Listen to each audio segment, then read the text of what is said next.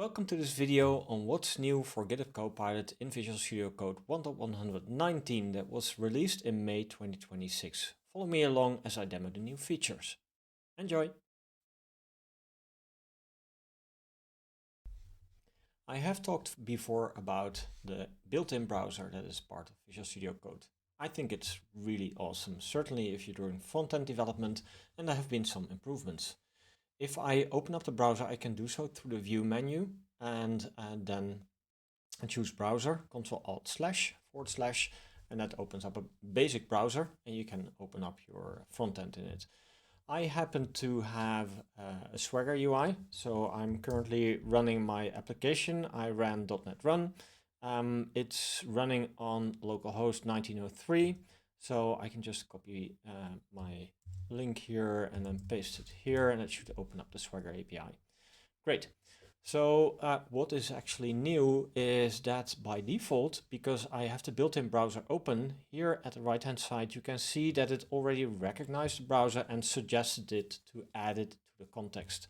So I could ask it, list the available web methods here. And then I click it to actually include it. And when I do that, it asks me, hey, do you want to share this browser page with the agent? And if I allow it, you see that it marks here sharing with agent. So it has a little bit of color.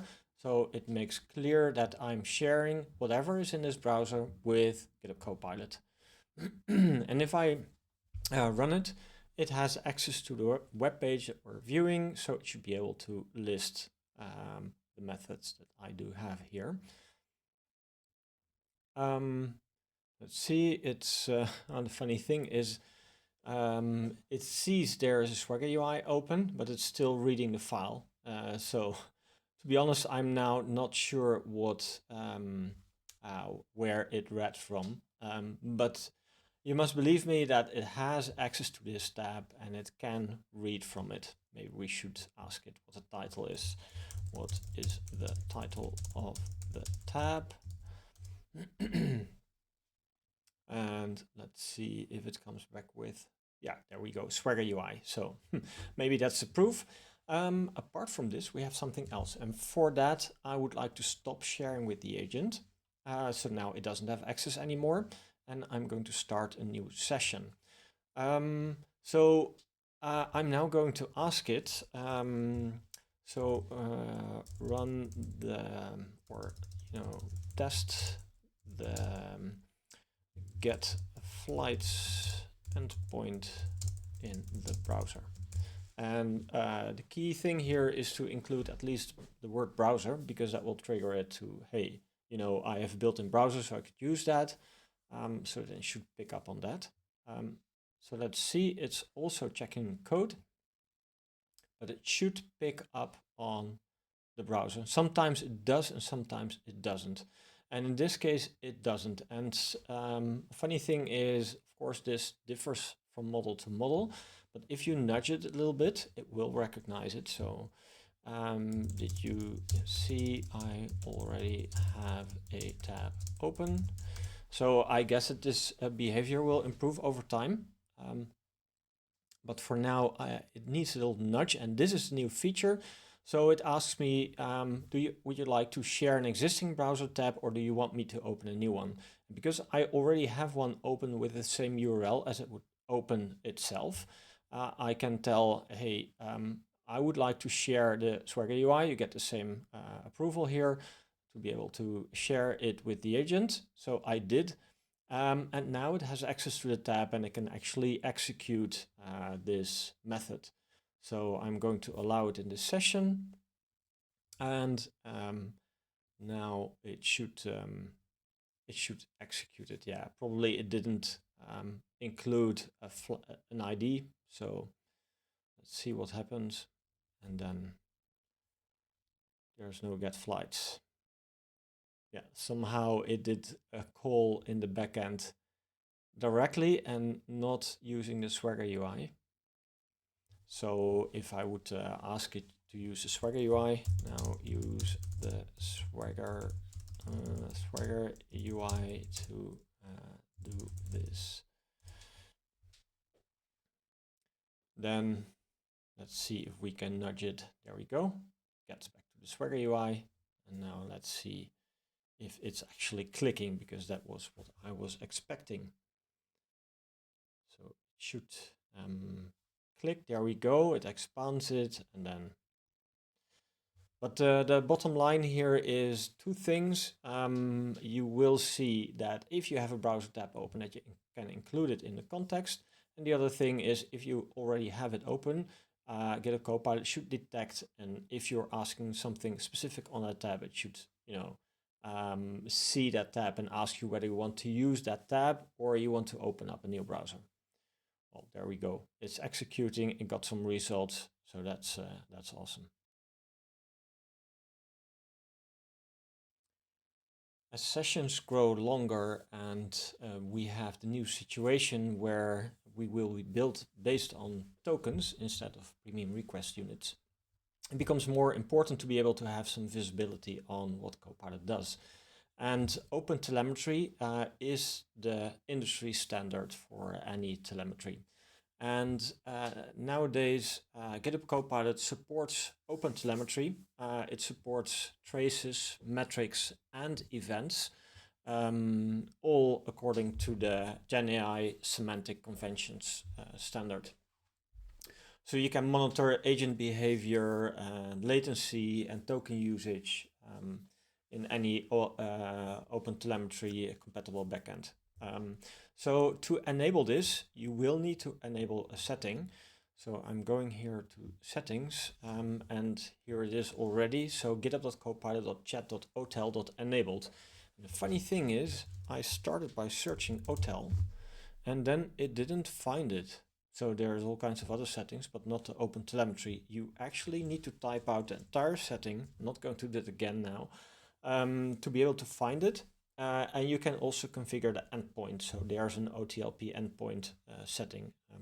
You can review that in the release notes if you really need to copy that. I just enabled it. I left the endpoint default. What you need to do is you need to have an Open Telemetry log viewer to be able to surface this and to be able to see that. I installed the Aspire Docker container to be able to see this. I fired off some prompt to list the public methods in this repository that don't have documentation, which is literally all of them. And then I went to take a look in the Aspire dashboard. So there we are. We have the structured logs of all of the individual actions that happen. We have traces. So here are the different traces, and there are no metrics yet, but I think the most important one is traces. So you can open every one of them and see some details on the timelines, so the spans that happen here, and then click on every of those spans and get details from them. What is also interesting, certainly for token usage, there are many different ways of surfacing token usage, but if you go to the structured logs, and let's go here to the top, this was the session start, managed to do this, but at some point it did some work with Claude Sonnet 4.6, which was the model I used. So if I open that, I can actually see the input tokens and the output tokens. So yeah, there's of course a lot more information in here, and there is a lot more to it, but at least you get an idea of what is possible. So the instructions on how to get this Aspire dashboard, you can find them back in the release notes. So if you're interested, go ahead and search for that. And other than that, you won't see anything. Without these Open Telemetry logs, you can of course always see what happened in the background. And you can do so by taking a look at the agent debug logs. So here we get more or less the same. I can see the call to the Claude Sonnet model, and here I can also see the input tokens, output tokens, and total tokens. So there's many ways to get that information, but certainly if you want to do that on a higher level, or you want to roll up data for your organization, then Open Telemetry is the way to go. There are several updates that are either hard to demo or which require some explanation, so that's why I'm doing it this way. So for Copilot CLI and Claude agent responses, you can now see the model details. So which model was used, that wasn't able before. So that's a great thing to have. They did optimize token usage for managing to-do lists, so they're using a lot more lightweight model for that. So then the token amount of tokens used is reduced. Again, there have been updates on the token usage to improve that. There is not really a lot of information on that, but they're working hard towards the date of the 1st of June when we will make the move from premium request units to usage-based billing based on tokens. If you are on macOS or Linux, which I'm not, there are some improvements on agent sandboxes. You can imagine that Copilot can have a lot of power because it is running in the context of your user, meaning it can also access your system drive and do all kinds of bad stuff. If you don't want that, you can run Copilot in a sandbox, and that reduces the risk because it doesn't have so much access. You can also do this on Whistle 2 on Windows if you want, but natively on Windows it's not supported yet. Of course, always a great alternative to use a GitHub code space if you are on the GitHub platform. And the last one is about auto approval of writes.